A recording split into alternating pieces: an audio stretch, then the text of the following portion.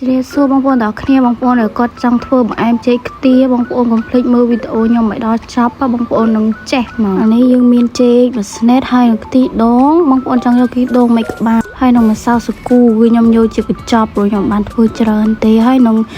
ស្ករកន្លះចានហើយនឹងទឹកដោះគោជាដំបូងយើងដាំទឹកឲ្យពុះហើយគឺយើងចាប់ផ្ដើមដាក់ម្សៅស៊ុគូចូលមុនគេនេះគឺថាចេកមួយស្នេតគឺខ្ញុំយកតែ8ផ្លែទេព្រោះខ្ញុំធ្វើតិចតួចនេះគឺថាយើងមកចិត្តចេកចាបងប្អូនយើងយកវែងបែបនេះ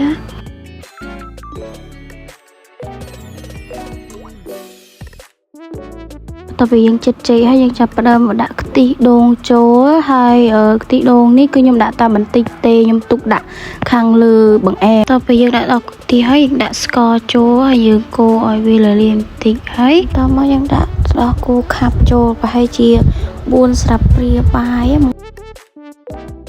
នៅពេលបងធ្វើបង្អែមបងកុំដាក់ទឹកដោះគោច្រើនដូចខ្ញុំដាក់តែ1ស្រាប់ព្រាគឺបានហើយពេលដែលខ្ញុំហូបគឺថាផ្អែមបងប្អូនអើយគឺកែលេងកើពេលដែលយើងធ្វើអីរួចអស់ហើយគឺថាម្សៅស៊ុគូយើងចាប់ផ្ដើមរីកល្មមបន្ទាប់មកគឺយើងចាប់ផ្ដើមចាក់ខ្ទិះដូងចូលបន្ទាប់មកយើងដាក់ចេកចូលហើយយើងដាក់នឹងចង្ក្រានយើងចាប់ផ្ដើមដាក់ម្សៅស៊ុគូចូលតែម្ដងបន្ទាប់មកវាពុះបែបនេះបងប្អូនប៉ុន្តែកុំតែយកចាញ់ទុកវាដាច់ទឹកបែបនេះបងប្អូននេះ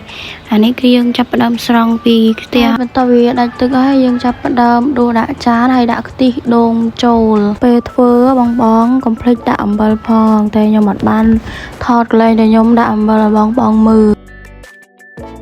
បាយបងប្អូនទាំងអស់គ្នាវីដេអូនេះគឺមានតែប៉ុណ្្នឹងទេជួបគ្នាក្នុងវីដេអូក្រោយៗខ្ញុំនឹងមកធ្វើបែបនេះបងមើលទៀត